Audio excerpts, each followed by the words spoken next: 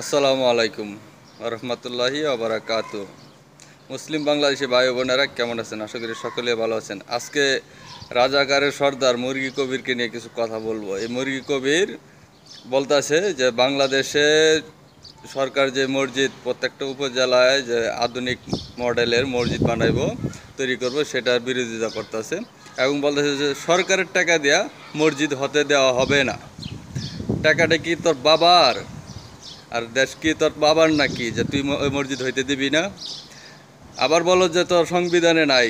সংবিধানে তো আরেকটা জিনিসও নাই যে তুই মরলে যে মুসলমানদের কবরস্থানে তারা দাফন করাইব, জানাজা পড়াইতে হইব। এটা তো বাংলাদেশের সংবিধানেও নাই।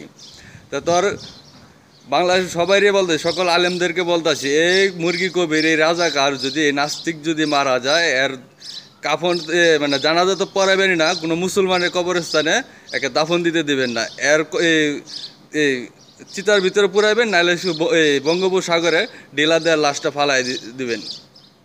এর লাশ বাংলার জমিনে দাফন হবে না।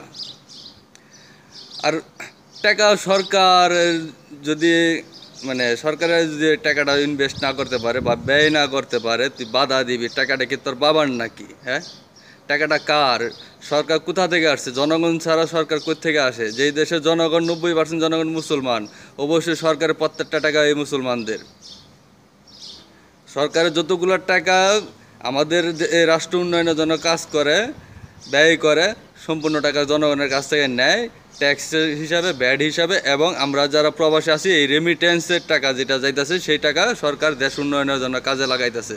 আর আমাদের টাকা দিয়ে আমাদের জন্য, মুসলমানদের জন্য মসজিদ বানাবো। তোর এত গা জ্বলে কিসের জন্য? হ্যাঁ, তোর এত গা জ্বলে কিসের জন্য? তোর ভালো না লাগে তুই ইন্ডিয়া চলে যা। তুই বাংলাদেশে কিসের জন্য পড়ে আসর? তুই তো রাজাকার। তুই যদি মুক্তিযোদ্ধা হয়েই থাকিস, তাহলে দেখা তুই বাংলাদেশে কোন জায়গায়, কোন জেলায়, কত নম্বর সেক্টরে তুই যুদ্ধ করছিস, দেখা, একটা প্রমাণ দেখা। কুলাঙ্গের বাচ্চা, একটা প্রমাণ দেখা। বাংলাদেশের বঙ্গবীর কাদের সিদ্দিকী তো বলছে, তুই একটা রাজাকার, তুই মুরগি সাপ্লাই করি।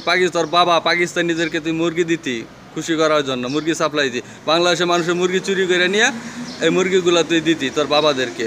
পাকিস্তানের তুই জারস সন্তান, তুই পাকিস্তানের জারস সন্তান। তুই বাংলাদেশের কে বলছে তোর বাপ মা বাংলাদেশি না? তুই পাকিস্তানের জারস সন্তান। তোর বাবাকে যখন মুরগি খাওয়াইছে তখন কি ভুলে গেছ? তখন মনে ছিল না যে দেশ স্বাধীন হয়ে যাইব, আমি আবার ই করবো?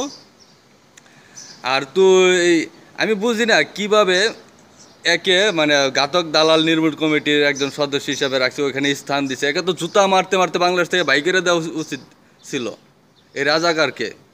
আমি বাংলাদেশ সরকারের কাছে দাবি জানাই, যদি যুদ্ধ অপরাধীদের বিচার হইতে পারে, যুদ্ধ অপরাধীদের বিচার হইতে পারে বাংলাদেশের মাটিতে, তাহলে মুরগি চোর যে 1971 সালে তো বাংলাদেশের মানুষের মুরগি চুরি করে নিয়ে ওর বাবাদেরকে, পাকিস্তানি বাবাদেরকে খাওয়াইতো এই মুরগি কবিরে, এটার বিচার হবে, এটারও বিচার করতে হবে।